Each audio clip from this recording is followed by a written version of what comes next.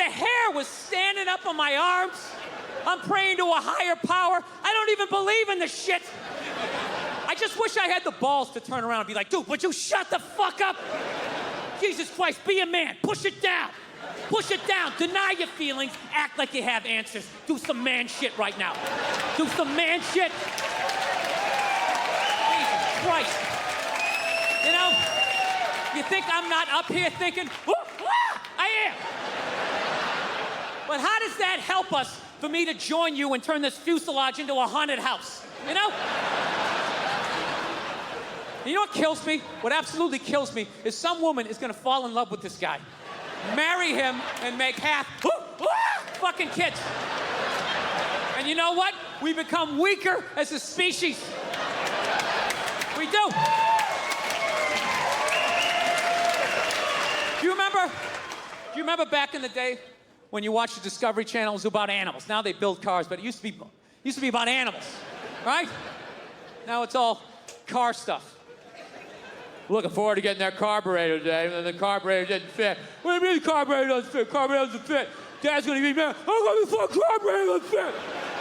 I just got my fucking Thursday. You know, there's never enough time to build the car. It's so fucking stupid. You gotta have this bus done by Thursday. Or else what? The guy doesn't want it anymore? All right? You'll get the thing when we finish it, okay? This is a safety issue. You want brakes on it?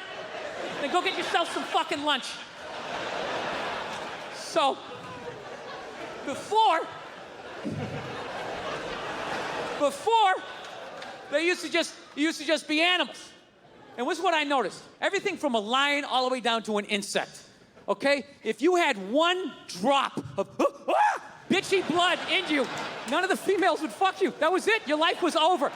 Your life was over. No ant pussy for you your entire miserable 8-day ant life, because all 6 of your legs shook when the wind blew and the female ants saw it. They're like, all right, stay away from that one. Stay away from that one. He's gonna jeopardize the whole hill. And Stacy, listen to me.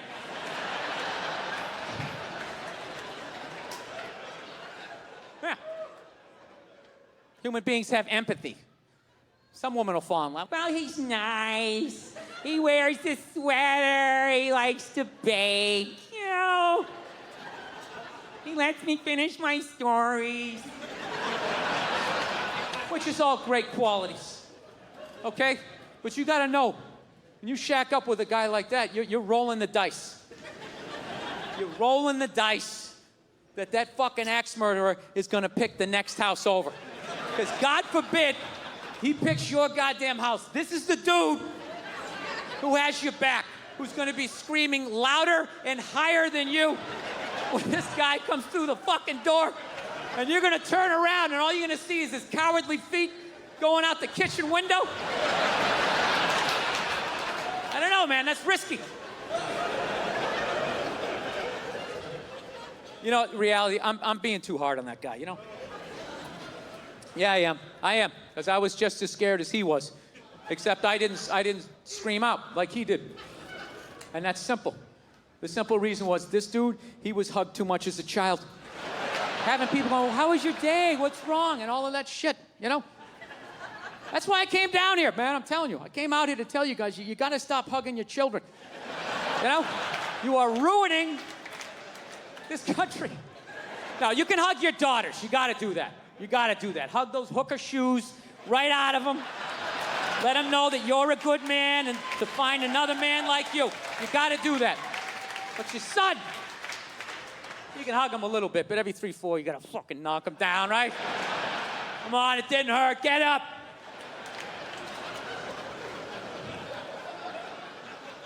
Look, I didn't come from a family. I don't know about you guys. I didn't come from a touchy-feely. Call me when you get there. None of that shit. First time my mom hugged me, I think it was like once when I was little, and then when I moved out. That was it. And we only hugged because we knew we were supposed to. So we just tried to it was like 2 parking meters came to life. Like, we almost bumped heads. It was horrific. Fucking horrific. You know, to this day, sometimes I drive down the street and I think about that hug. and it's just so it's so awful. I have to like shout the memory out of my head. I'll just be driving down the street, just be like, ah! Ah! Anybody else like that? You ever have to like shout stuff out of your head?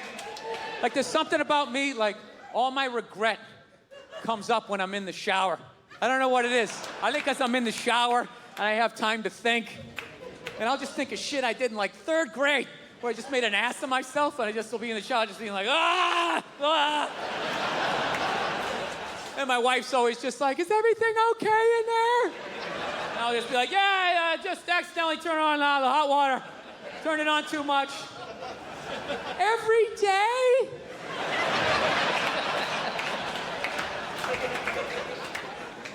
So, yeah. Bullshitting, I'm not.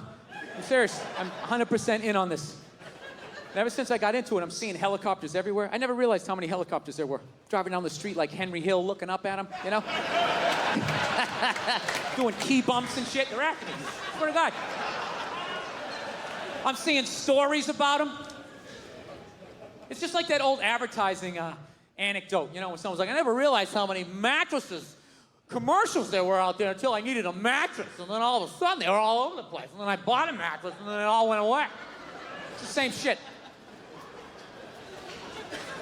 I saw this story down in Orange County, right? Down in Orange County, California, this guy gave helicopter tours for 30 years. 30 years without incident. Hands the business off to his son. The American dream.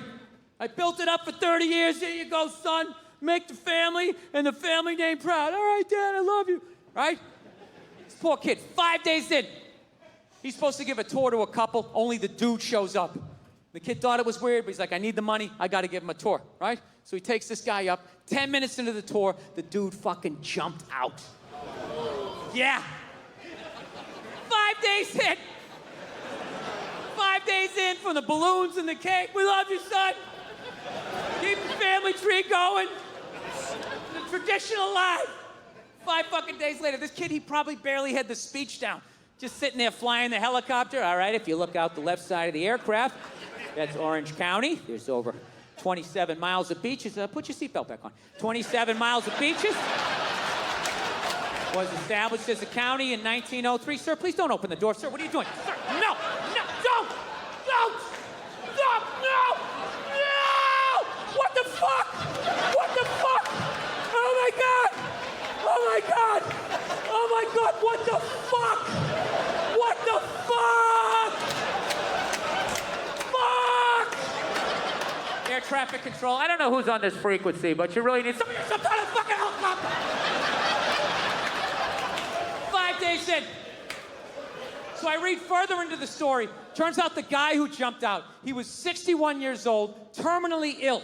He was in pain every day. They couldn't figure out what was wrong with him, and he had had enough. At that point, that guy immediately became a hero in my world, right? You know what I love about him? Not only did he make the decision, he didn't go out like some pussy, right? Handful of pills, watching a romantic comedy, wrapped in an Afghan that Nana made. Fuck that. This guy went out like a man. Take me up in a chopper. I'm looking at the land I love, and then I'm jumping out like a superhero. I loved it. Yeah. This guy should have been wearing a fucking cape. I can't imagine how elated he must have been on that helicopter ride up after finally, just taking back control of his life. Like, fuck you, disease. I decide. Ripping tubes out, gets a burger, shotguns a beer. Take me up in the chop. He probably had his fucking foot on the dashboard. He's not even listening to this guy giving the tour, right? Over 27 miles of beaches. Put your seatbelt back on. Established as a county in 1903. Sir, please don't try to open the door. No! Don't!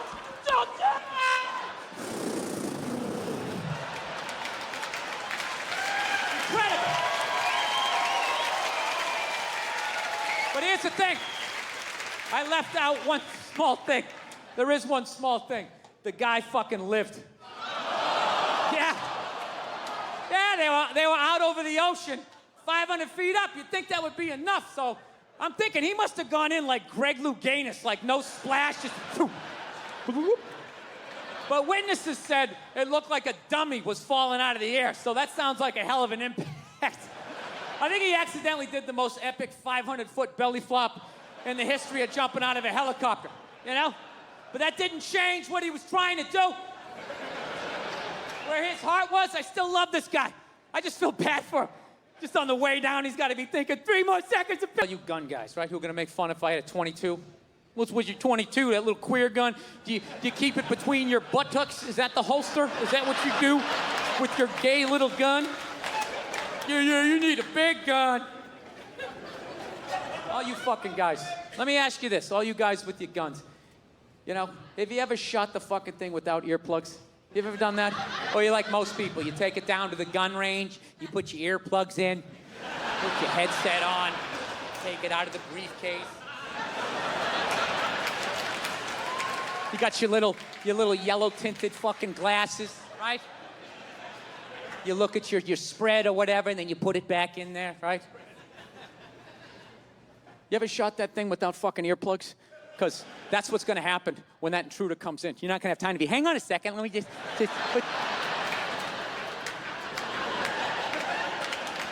yeah, you're not going to have time. Dude, I shot a 5-shot 38 one time without earplugs. Okay, I was landscaping this guy's yard, right? He comes out at the end of the job, he goes, hey, I got this 5-shot 38. You want to go down the street? You know, there's a burned out car, maybe we can take a couple shots or whatever, you know? You know what's funny? Every other state is fucking dying laughing at this point in the joke because it's so goddamn ridiculous until I get down to the South. And you guys just sit here staring at me like, all right, so, you know, so what happened? You know, pretty standard. I mean, I thought this was going to be a comedy show. I mean, what you're reading from your journal? I don't understand what the, it's not a real compelling story. I'm mowing a fucking lawn and a stranger comes out with a weapon and says, let's shoot it at a burned out car. Okay? Jesus Christ, can we agree on that? So I'm like, all right, let's do it. Fuck it. So I go down there. Never shot a gun before. I bring the gun up. I point it at the car. I pull the trigger. I saw the muzzle flash. I felt a kick. I never heard the gun. I pulled the trigger. All I just heard was,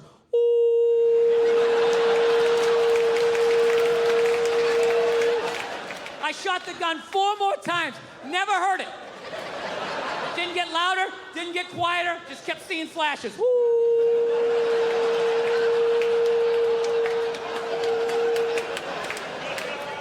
All right? So let's take one of your fucking guns, all right? Let's just say, for the sake of argument, all right, you got that thing sitting on a nightstand, loaded, right? For God's sakes, tell me you have it there. Don't be one of these people that has like the gun here and the bullets there. You got the thing fucking loaded, ready to go. 3, 4 o'clock in the morning. This is when the psycho's coming in too, right? That's when they come in, 3, 4 o'clock in the morning. Okay, they don't come by at like 6:30 at night as you're cutting into a pork chop. Hey, I'm out of my mind. I'm coming back in 20 minutes, so stretch out your hammies because it's gonna get crazy, right? Not how it works. They wait till you're dead asleep, 3, 4 o'clock in the morning, right before REM sleep is kicking in.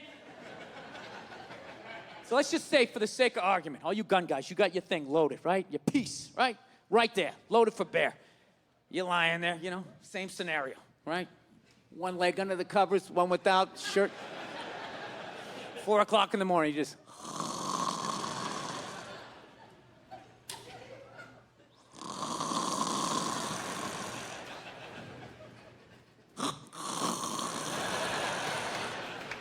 Meanwhile, some psycho sneaking in through the living room window, right? He brings in a fucking sickle.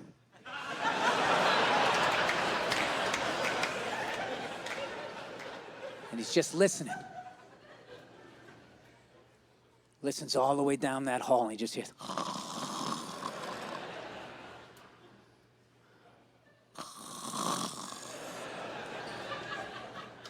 Trying not to squeak on the floorboards.